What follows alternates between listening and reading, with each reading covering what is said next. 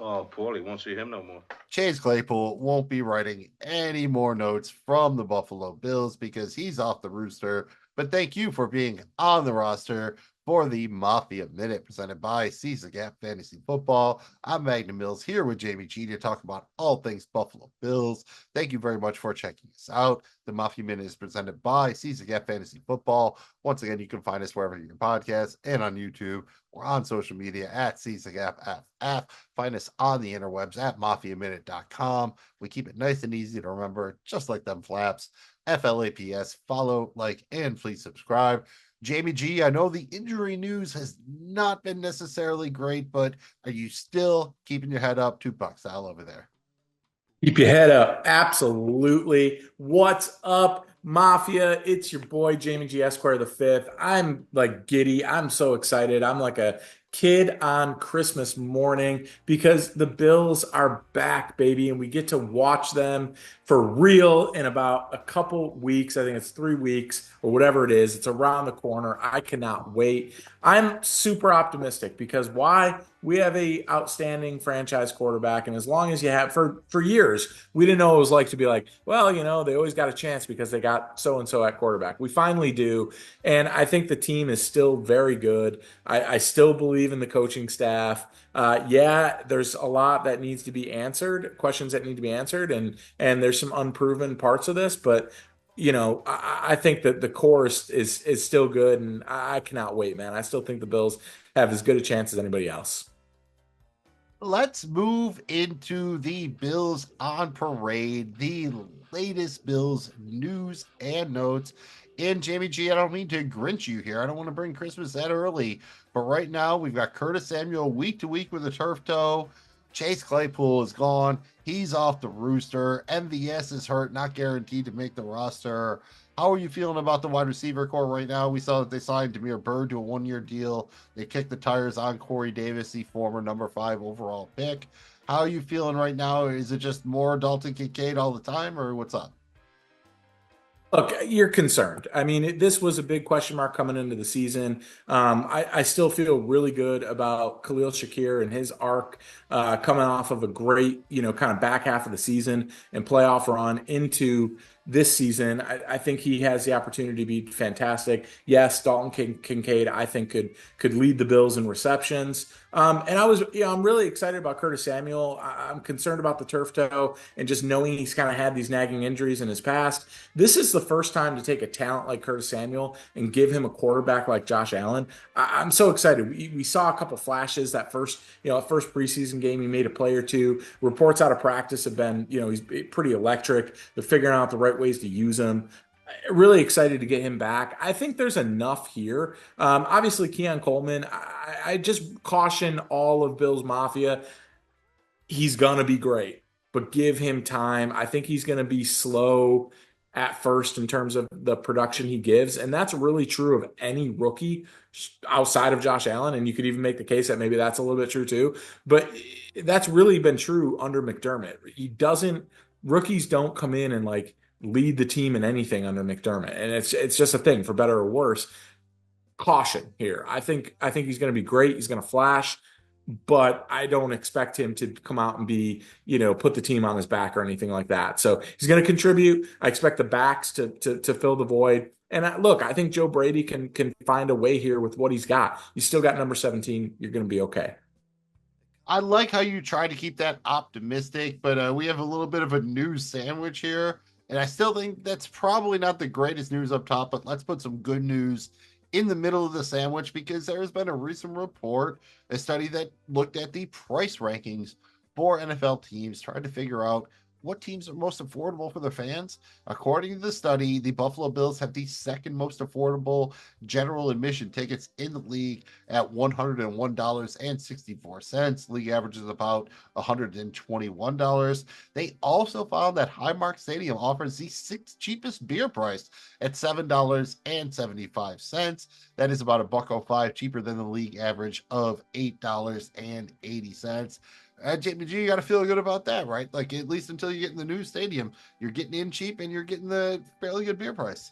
I think that the stadium's smart enough to know that, look, these fans are going to outdrink any other fan base pretty much. So let's lower the cost by a couple bucks. They'll drink 5x more, and we've just made more money. It's simple mathematics, Mills. Look, there's a lot of talk around the price of the tickets, particularly in the new stadium. The new stadium is the largest construction project in Buffalo's history. So it's a big, big, big deal. The Bills, we were so bad for so long. People just got used to very cheap tickets. We're a really good team now. People want to see them. They're making the playoffs. They're getting home playoff games. They've won the division 4 years in a row. They got a lot of primetime games at home on primetime. I think it's natural that the costs come up a little bit, but also Buffalo's still a small market, right? It's not a major media market on the East Coast like a New York City, New Jersey, like a Philadelphia, like a DC, like a Miami. So there's still, a little bit of economics there. I think we're making sure people can afford it, but I think they've found a good mix here. I think it'll all work itself out. I think that's fair. It is what it is. If you're going to get a new stadium, there's always some of that's going to come with it.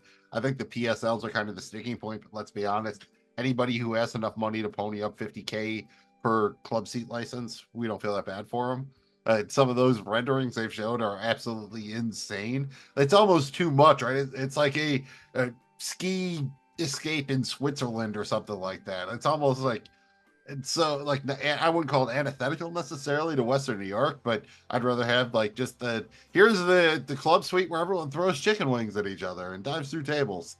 That feels to be the fun one. So hopefully they just do have the whole parking lot vibe, the tailgating vibe going on. And Jamie G, let's be honest, it'll probably be 6 years from now when they finally have the new stadium, they demo the old stadium. There should be a plaque that they leave, right? Somewhere in the parking lot about where, here's where the goal line used to be. Here's where the 50-yard line goes to be. Like you're going to go there and take pictures, right? Absolutely. And every week, I think people will be tailgating, here's where, Josh threw the touchdown. Here's this, here's that. A lot of great memories. Stadium's old. There's a ton of great memories in there, but I think it's time, and we're all excited to turn the chapter and get into the new stadium, the house that Josh built.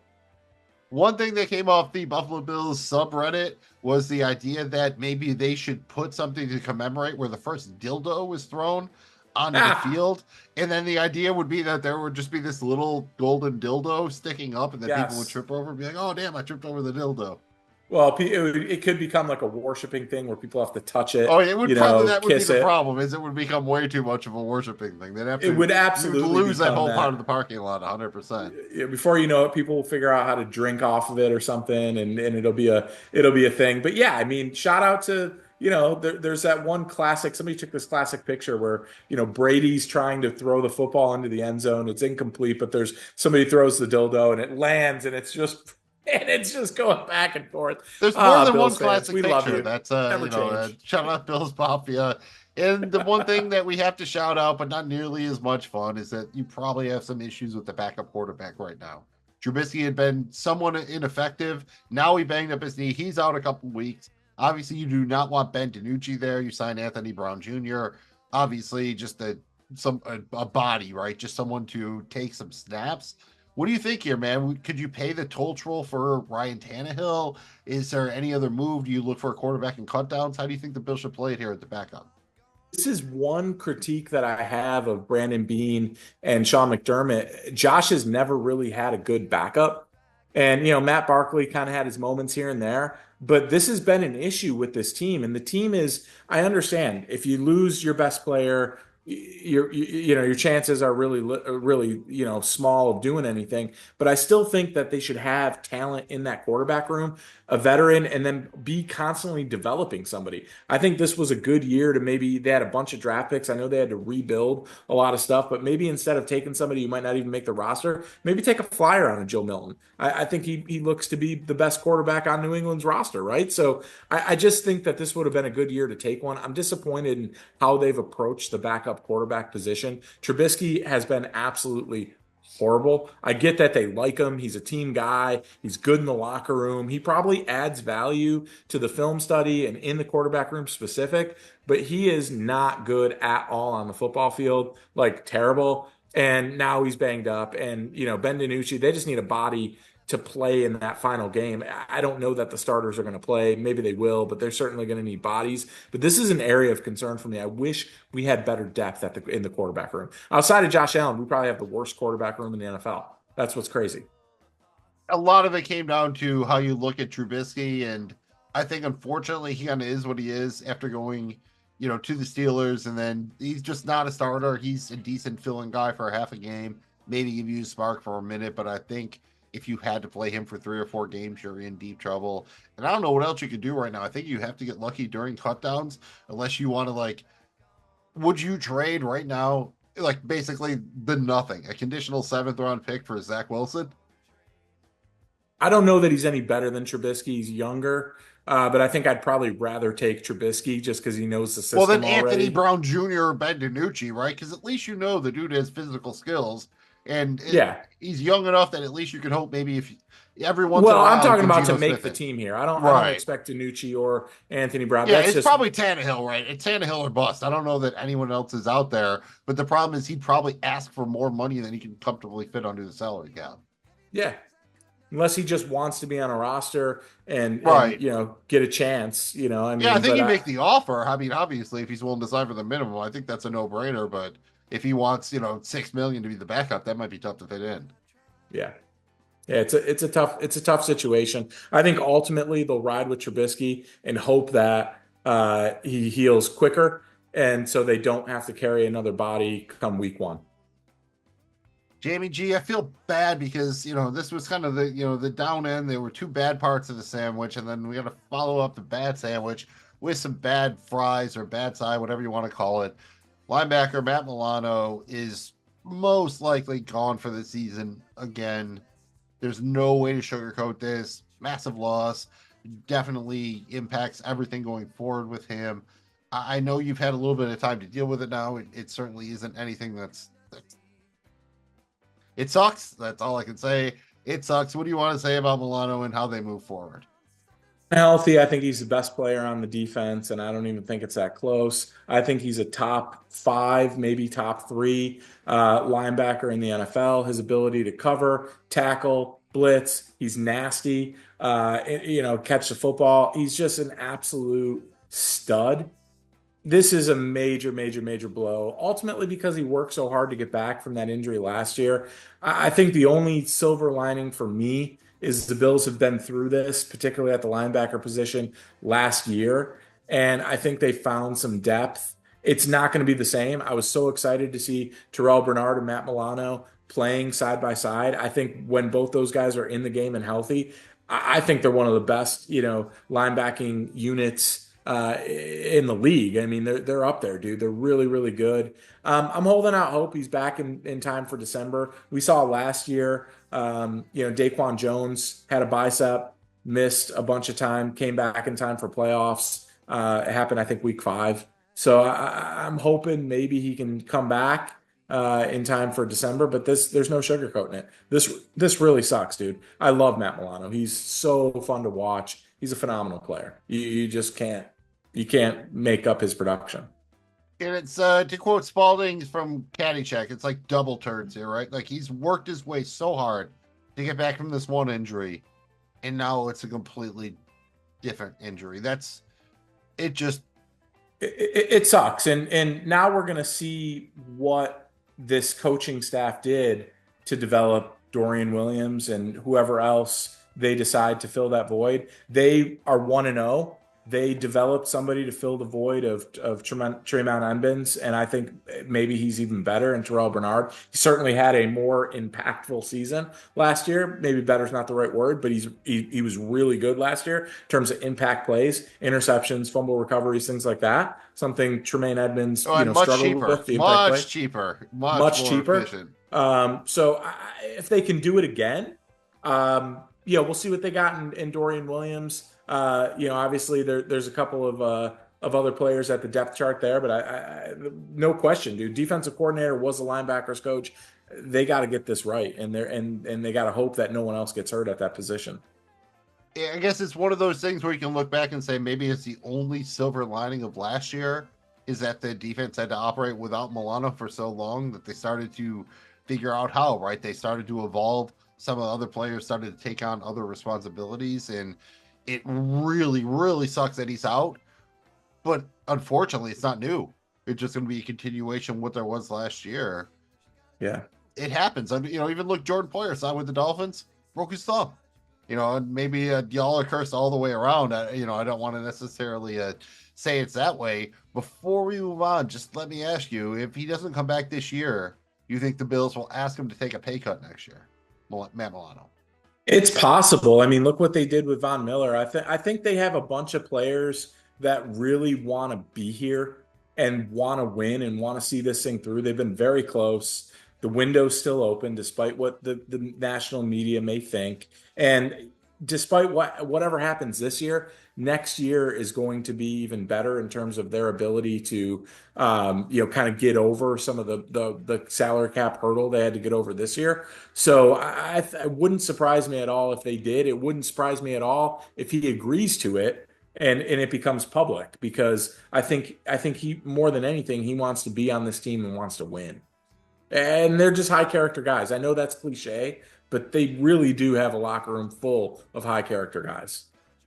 Yeah, and unfortunately for him too, he's going to be a linebacker on the wrong side of 30, and off the ball linebacker coming off of multiple injuries. So I think this is a spot where it makes sense for the team and the player to agree on something that works for both parties.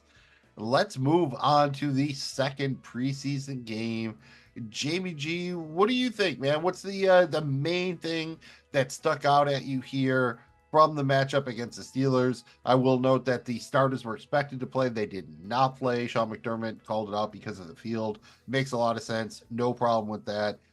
Overall thoughts on the game, Jamie G, and any problem with them benching the starters? I know it sucks if you want to see him play, but smart move overall, right?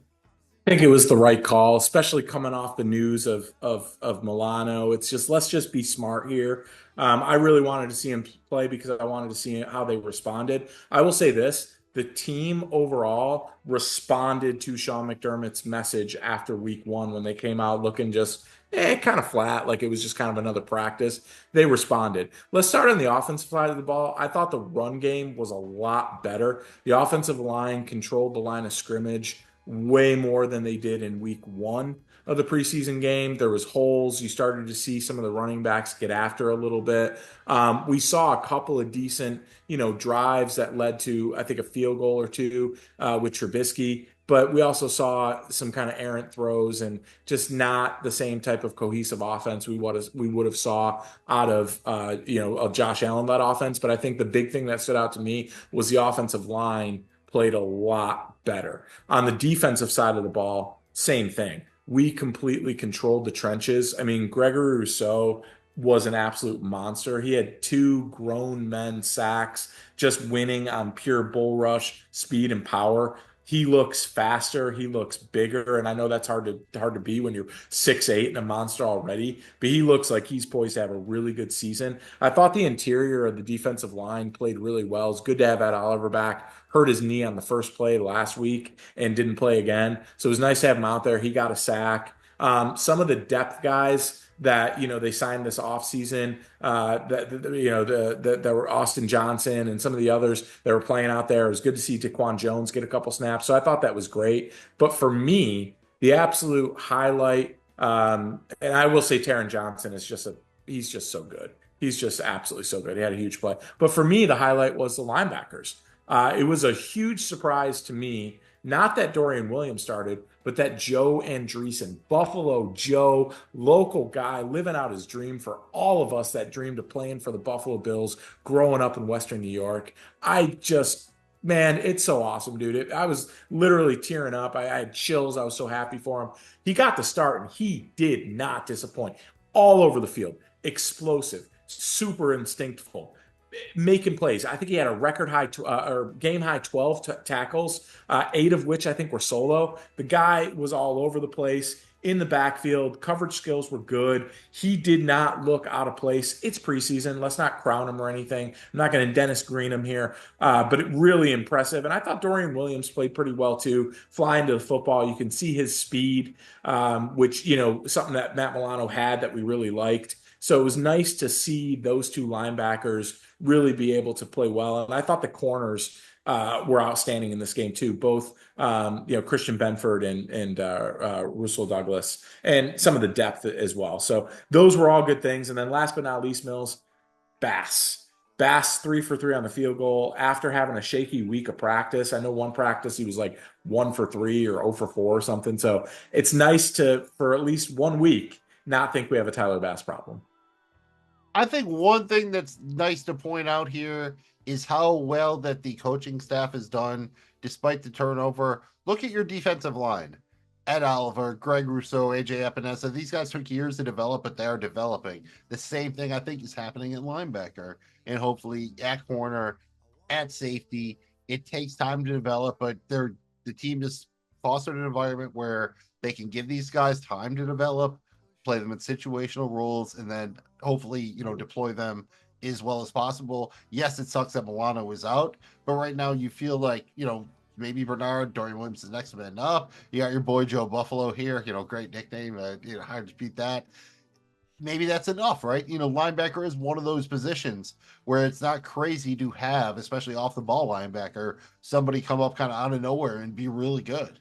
It doesn't happen that much as like a primary pass rusher or a quarterback, but off the ball linebacker, that's possible. Absolutely. Yeah. I'm going to trust the coaching staff here. It happened in enough time to where now there's, they can put a game plan together, assess what they got. It'll be big to see what happens in this. That's one of the key positions you're going to be looking for this last preseason game.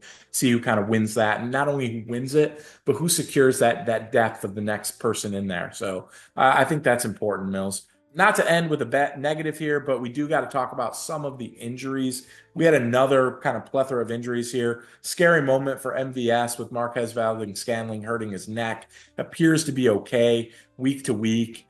Defensive tackle Austin Johnson, a free agent acquisition, playing pretty well. Appears to have strained his calf. Again, looks like a kind of a week to week. Tight end Quentin Morris, one of the most interesting things, position battles on the Bills has been that third tight end. We know it's going to be Kincaid and Knox unless they trade Knox or something, right? But we know that's the top two. That third position is a real battle between Quentin Morris and Davidson.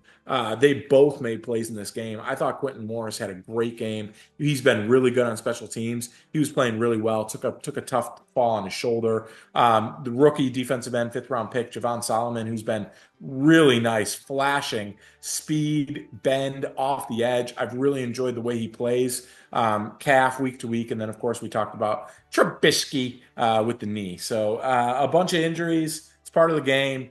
This is where coaches need to coach, and we need to see the work they've done developing their depth. One more final sandwich here for you. We'll start with the good. Ray Davis. Should definitely point him out, I think. Do you think at this point he has done enough to possibly earn that RB2 job over Ty Johnson? I know he's been a little bit banged up, and Ty Johnson might play a bigger role on special teams, but do you think Davis has done enough to maybe assert himself as more of a primary complement to James Cook, especially in the red zone, more that short yardage, battering ram type of back? He showed real explosiveness in this game and physicality running the football. I really like the 1-2 punch. I don't think he's done enough quite yet because I think Joe Brady really likes and knows and trusts Ty Johnson from down the stretch last year. But I think just like we saw last year, this is going to be a little bit of a three-headed approach. And Ray Davis has done enough to make this team and earn snaps for sure. But I still think, you could see it as the season goes on, where I think Ray kind of takes some of the snaps from Ty. But I think right now it's kind of Cook, Ty, Ray Davis. Fair enough. I think Davis might be the best suited if they're looking for kind of that short hammer, but you have Josh Allen, who is kind of like the ultimate hammer. So that's probably a little bit less important for the Bills offenses than maybe some other teams that have that big back. And I guess the last thing before we move on, the new kickoff is probably going to be a thing. Does it seem to you like Daquan Hardy is going to hold this down? It looks like KJ Hamler had a chance, kind of blew it. Hardy got most of the return opportunities there. Can Andy Isabella kind of stick around? Can they really use 2 spots on returners? What do you think? To me, it feels like Hardy is the inside track, especially because he can still play a corner, whereas Andy Isabella has to make it feel on special teams, right? Yeah, I think it's going to be Hardy. He flashed. He had a couple of moments. You worry about trusting a rookie in such a critical position, but I think it's going to be him. Just what he does on the other side of special teams, and then also the fact that he's got game to him playing that slot position and playing the slot in this Sean McDermott defense because they have Teron Johnson. It's like they're always trying to find somebody else who can come close to duplicating it, so they can stay in that nickel defensive front and not give anything up. It makes it really hard to pass the football against them. So I think they envision him being able to be kind of a primary backup there to Johnson. So I think it's him. I think he's done enough to maybe earn that spot. But I think the competition's still open. We'll see what happens in this last preseason game. Yeah, and even this is a spot where stuff can happen after cutdowns, depending on whatnot. Special teams sometimes gets kind of pushed to the sideline, but as imperfect as it is the third phase of the game. Don't ignore it. And what you also can't ignore is our Bills bets, because we want to win you some money. Right now, before we get out of here, we're each going to give you one bet from the DraftKings Sportsbook. Odds are accurate as of August 19th, 2024. So far, I have said Dalton Kincaid will have more than 750 regular season receiving yards, and that Keon Coleman will have over 4.5 receiving touchdowns. To that, I will add that the Buffalo Bills, Jamie G, they will have the most regular season kickoff return touchdowns. I think it'll only take 2, maybe 3, but that's plus 3,500. So if you put $100 on it, you would win 3,500. If you put 10 on it, you'd win 350. At this point, you're just kind of banking on maybe them getting 2 kickoff return touchdowns, possibly 3. Could happen. We just talked about it. I like those odds. We're over to you, Jamie G. So far, you have 2 wagers. They are Buffalo scores at least 1 touchdown in every regular season game, even odds plus 100. And Josh Allen will throw for more than 3,700.5 passing yards. That one's minus 110. What are you adding to that for your Bills bet this week? To save the Josh Allen touchdowns because I think I got to play there too. But for this week, I'm also going to hop on the Kincaid a bandwagon, not the bandwagon, but the Kincaid train here, because I think he is going to get over 80.5 receptions. That is minus 110. And look, dude, I think he is going to average somewhere between 5 and 7 catches per game.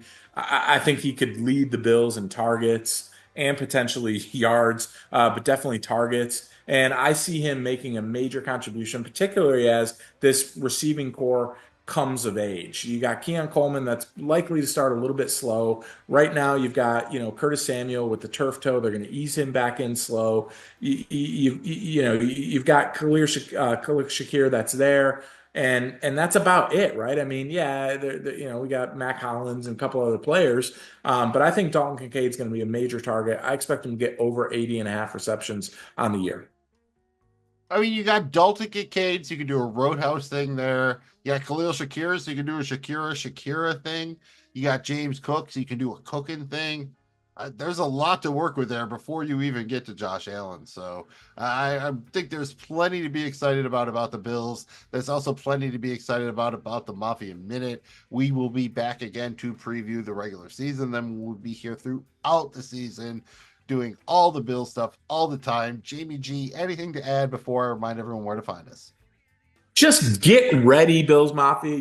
We got to bring our A game, and we always do. It's going to be a fun, exciting season. Remember, it's a long season, and let's just show up every week, be proud, and root on the greatest team in sports, led by the greatest fans in sports. Go Bills. Love you guys. Thank you very much for checking out the Mafia Minute presented by Season Cap Fantasy Football. As I said before, you can find us wherever you get your podcasts and on YouTube or on social media at SeasonGapFF, on the interwebs at MafiaMinute.com. Trying to keep it easy to remember, just like the FLAPS. Flaps, that's the key to success. If you had fun, please remember to hit that thumb, follow, like, and please subscribe. Jamie G, that's a guy from D. I'm Magnum Mills with the Jamie G, and that's a Mafia Minute thing, and he's probably going to sing the song or, do the other thing. Hey, go Bills. We'll see you next week on the Mafia Minute.